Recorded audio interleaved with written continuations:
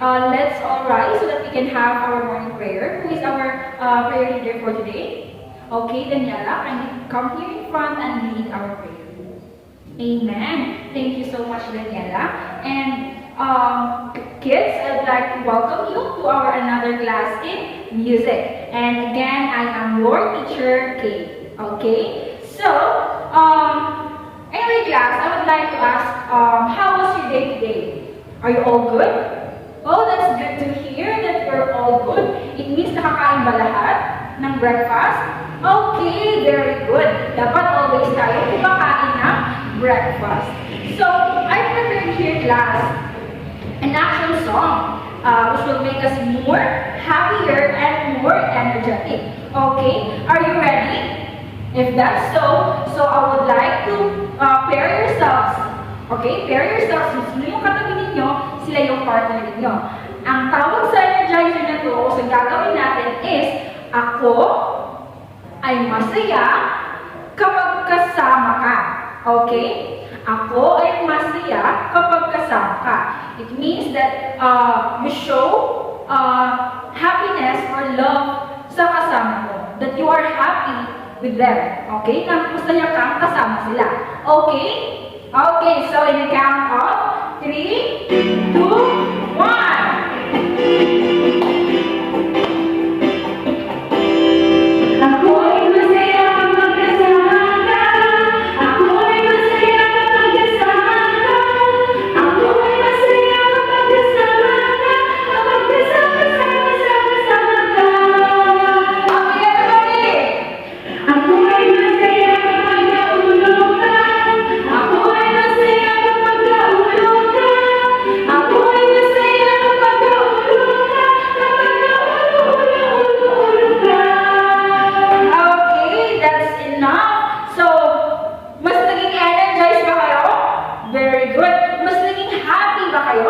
Okay, that's very good to hear, no? Now, before you take your seats, class, I want you to pick up some pieces of garbages under your chairs. Okay, may nakikita po akong kalat. Pakipulot ito and put it in the proper trash can and arrange your chairs as well. If you're done, you may now take your seats as I will check your attendance. Okay, if your name is gold, kindly raise your right hand and say present. Okay, so Karyaga, present. Mulato, present. Punuan, present. Alright, everybody is present and no one is absent. So let's give ourselves 3 claps. 1, 2, 3. Very good. Now, let's have a quick review or quick recall of our 5 classroom rules. Okay, so what are those again? We have here first is look with your eyes. It means that dapat ang tingin ay nasa kay teacher, nasa pinapakita ni teacher o nasa pisara. Okay? And pangalawa is listen with your ears. It means that you must listen attentively to our discussion. Third one is silent your mouth if you do not have something to tell, but talk with your mouth if you have something to tell or you have something to ask for. Okay? And the pang-apat is raise your right hand. It means that if you have something, if you have questions or you want to answer a question, you just have to raise your right hand. Panglima o panghuli is stand with your feet. It means that you must stand up immediately if your name is called. Okay, that's, agree ba kayo dyan? Naiintindihan ba ang ating 5 classroom rules? Okay, very good. Now, let's have a review time of our previous lesson. Okay, who wants to recap or review? Any volunteer from the grade 1 pupils? Okay, come on, can you stand up? Okay, very good. How about the other type of the shades, other type of loudness? Okay, Basir, can you stand up? Okay, very good. That is all correct. And I believe I see that you really have understand our previous lesson. And it also means that we can move on to another lesson. Are you excited? Okay, very good. That's great to hear, no, that you're excited for another lesson to learn. So, but before we proceed, I remember that I gave you an assignment last meeting. Am I right? Okay, did you bring your assignment notebook with you today? Okay, very good. Now, kindly bring out your assignment notebook, pass it in the center aisle, and pass it forward. In a count of 10, 3, 2, 1. Are all papers here? Very good. So, I will share that assignment later, and I will give it back to you, your assignment notebook. So, it means that we can proceed to our another lesson. But before we proceed on that, before we establish our new lesson, I have prepared here a quick activity for us to have a knowledge of what will be our topic, diba? Para maging exciting para sa inyo yung susunod nating topic.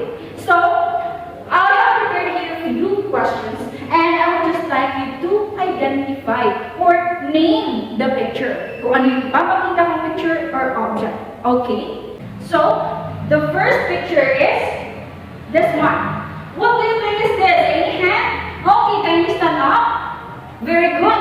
This one is a toy. That's correct. Another one. This one, what is this? Okay, can you stand up? Very good. This one is a pair of shoes. Another. This one. Very good. This one is a bag. Last one is, what is this? Very good. This one is a pants, a blue pants. Now, we have identified here 4 objects or 4 pictures. Everybody, let's name these objects. We have here, everybody read, toy. Is this a toy? Very good. How about this one? Everybody read, shoes. Is this a shoes? Very good. Everybody read, bag. Is this a bag? Very good. How about this one? Yes, is this a pants? Very good. This is a bag. So we have identified or named 3 objects, specific objects. We need the toy, chain, shoes, bags, and pants. Now, what do you observe in them? They are object, of course. What else? Okay, mulato. Okay, very good. These objects have forms, diba? They have different forms. And they also have similar forms. As for example, this pair of shoes. We cannot wear a shoes if hindi sila magkapareho. Diba? Dapat magkapareho sila para maisuot natin ito ng tama. Alam niyo sa ibang shoes, yung isa naman ay sandal. Diba? So, kailangan may pair of dapat magkapareho. So, these are objects that have different forms and also have similar forms. And if we relate this in our topic, music also have forms. Do you know that? Okay, since you don't know that, you must listen to our discussion. Because we will talk about that later. So again, music has different forms. So, let's proceed to the definition of terms before we establish our new lesson. So, we have here music. Here, music sounds that are put together in a way that is nice to listen to. And 4, the way a piece of music is organized or put together. Paano nag-organize or decompose yung music, yung sequence o pagkakasunod-sunod ng isang musika para maganda siyang pakinggan. Okay? So, I think you already have a clue of what is our new topic. Do you? Okay, very good. Since you answered yes, and I think you got it right, our new topic will be all about musical forms. But before we start our discussion, let us know first our learning objectives. Kailangan alam natin kung ano yung dapat natin, ano yung malalaman natin sa lesson na ito, at ano ba yung mga gagawin natin para mas maintindihan natin yung topic. Diba? So the first one here we have, you will be able to sing songs with different melodic lines. You'll also be sing songs that have repeats like the More We Get Together song. And lastly, you'll be able to appreciate the forms of music such as beautiful tones, rhythm, and verse, which we have already discussed in the previous lesson. Am I right? Okay, very good. So, let's start. We have here the form and musical lines. It says here that form is the structure of music which includes beautiful tones and rhythm and words. So, the form daw, it means ito yung composition, kung paano i-organize ang isang kanta.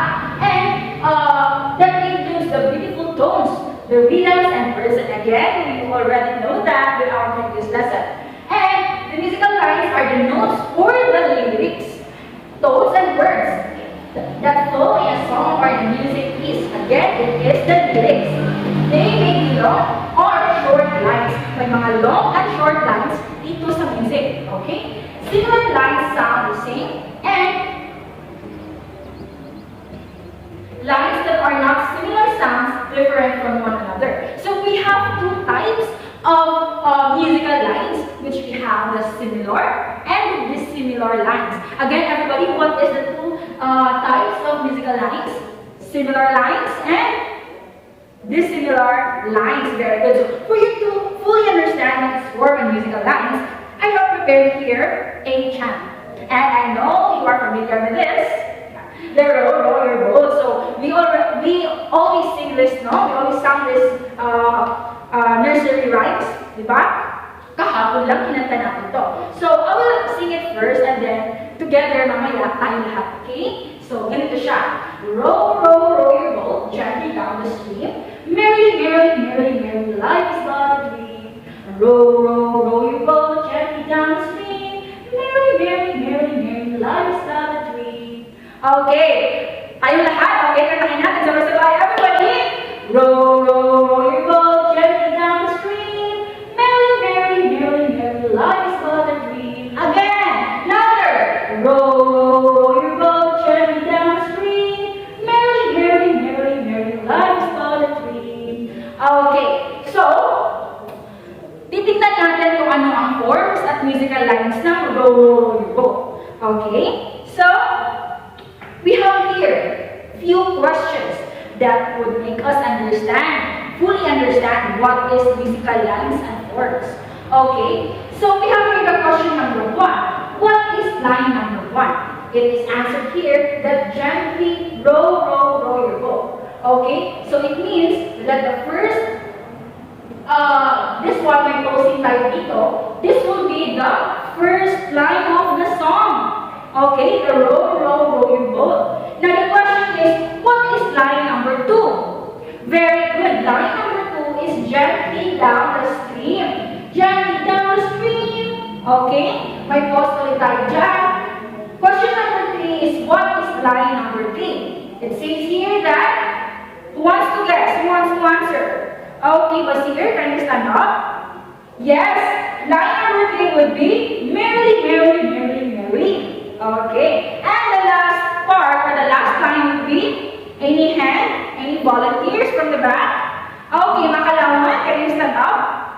Okay, very good, that is correct. So, line number 4 would be, life is but a dream. So, how many lines, or how many musical lines sa kantang Row, Row, Row? But it has 4 lines, right? So, ito yung form niya. May 4 na form ang row, row, row. Ito yung form na kanta. May 4 na linya. So, we have here a boat. A boat, okay? So, row, row, row, row your boat. And this object, from the actual image of a boat, we can understand that an object or something is created with different parts. Just like our body.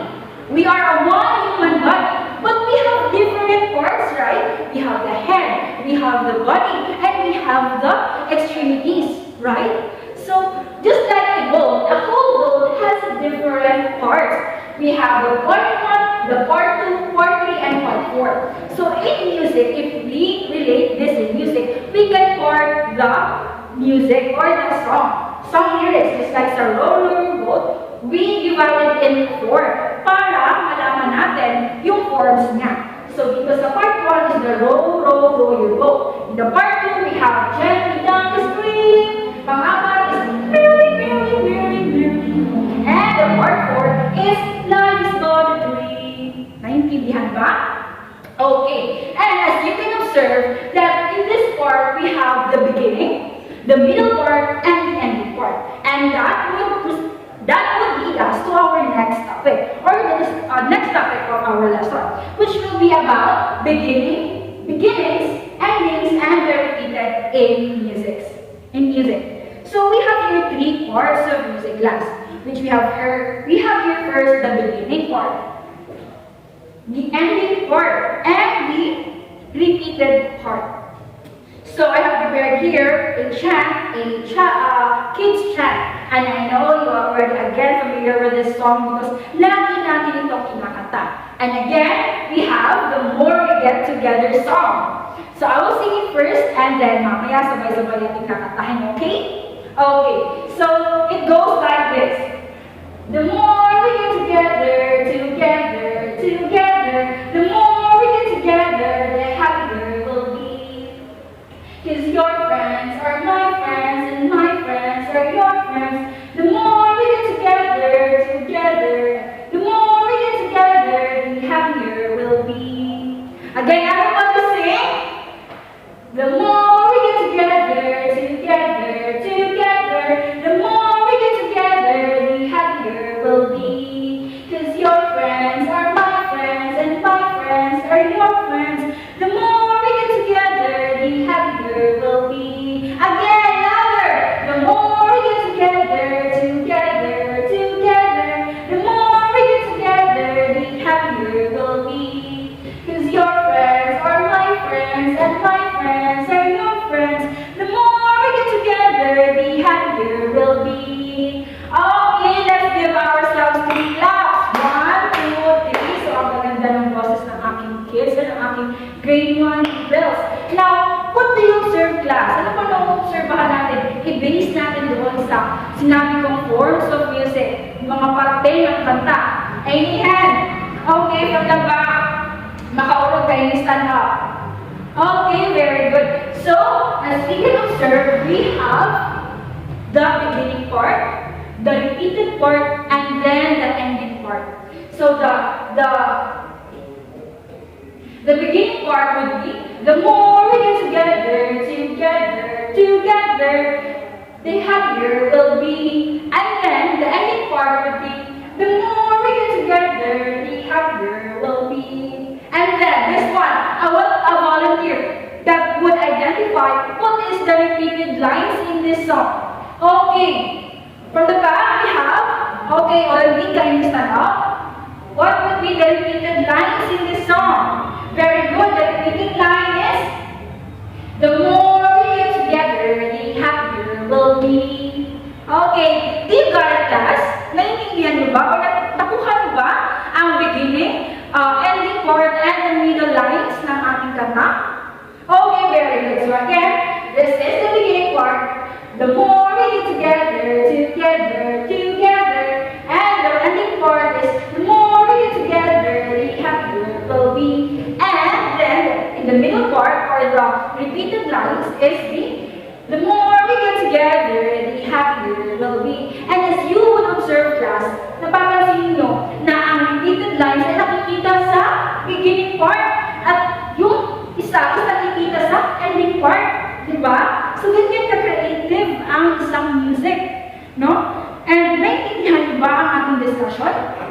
If that's so, do you have any questions, clarifications? Who wants to raise a question regarding our topic? Okay, if not, then I believe you are prepared for our activity. Are you excited? Okay, if that's so, let's establish our first activity. This activity is called Identify Similar and Dissimilar Lines. Okay? So everybody, listen as I will read to you, I will read to you the instruction or the direction ng ating gagawin activity. So, listen ha. Listen carefully as I will play, the teacher will play, in tunes or melodies of familiar songs. Yung mga familiar songs natin, yung mga Jingle Bell, yung mga nursery rhymes natin, na Twinkle, Twinkle. So, marinig ka kaya. Hindi ako mag-play ng mga music na hindi natin alam, okay? So, the class will be divided into two groups. So, this will be the group 1, and this will be the group 2. And, the two groups will compete. Magkukumpit na kayo. And, using geometric shapes, identify similar and different lines of a song. Draw a rectangle. Is this a rectangle? Okay, very good. This one is a rectangle. If you hear the same musical lines. How about this? The next is draw a diamond. Is this a diamond? Okay, so you draw a diamond class if you hear different musical lines. And I will play tunes in the group that draws the correct answer on their slate board. May ibibigay akong slate board. So this will be the slate board of the group 1, and this will be the slate board of the group 2. And the group who will first place their slate board and got the correct answer will get the points. And the group that has the most points will win. Okay, are you ready? Are the two groups ready? Okay, so let's start.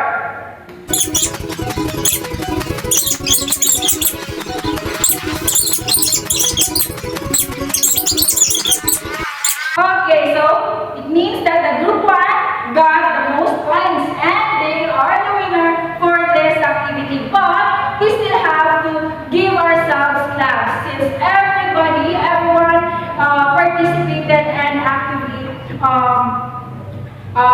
participate in our activity. So let's give ourselves 5 claps. 1, 2, 3, 4, 5. Okay, so do you have any questions, clarifications, class? You may now raise your questions. Okay, if not, then I'll just give you a reminder, okay? You must remember that beautiful tones and rhythms, words, could make up a beautiful music, okay? We have the rhythm, the tones, and the lines. And the musical lines are the notes, the words of the song. It means it is the lyrics. And in music, songs and other tunes have beginning part, ending part, and repeated part. Okay? So, do you understand, class? Okay, it seems na naiintindihan naman ninyo. So, I guess we can move on to another activity. Are you ready? Okay, so you're ready, but this activity will be an individual activity. We'll have a short quiz, okay? So, for your quiz, bring out your music notebook and your pencil. Answer directly this quiz. Listen first, everybody listen first as the teacher will read that direction. Direction in the song, the more we get together, identify musical lines of the song using geometric shapes. Draw a triangle for the similar lines and a rectangle for the dissimilar lines. Again, reminder, similar lines sound the same and the dissimilar lines sounds different. Okay? So, for the second part of your quiz, listen as I will read the direction. In the space provided before each number, draw a star if the phrase says is the beginning of a song, and circle if it is in the ending part of the song. So we have here just 5 items each part, 5 items, we have 5 items dito. It means we have a total of 10 points for the short activity. So, I will give you 20 minutes to finish that one. 50 minutes is done. So, 50 minutes is done. Tapos na ba ang lahat? Okay, tapos na lahat. Kindly move your paper in a center eye and move it forward in a count of 10, 3, 2, 1. Okay, so change paper. I-check natin ang inyong mga quiz. Okay, checking is done. So, let's give ourselves 100 claps. Since everyone it just means na naiintindihan talaga ninyo ang ating discussion about musical forms, musical lines and musical forms. So, since our discussion is end, I will leave you an assignment which will be submitted next meeting. Okay? Bring out your assignment notebook in music and copy your assignment. Listen first as I will read the direction. Sing the Filipino folk song, Lubi Lubi.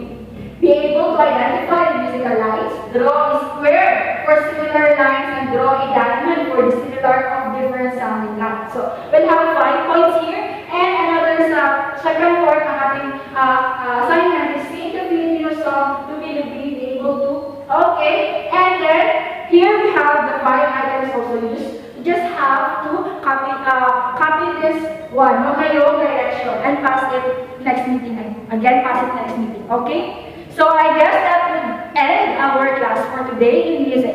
So goodbye, grade 1. Thank you.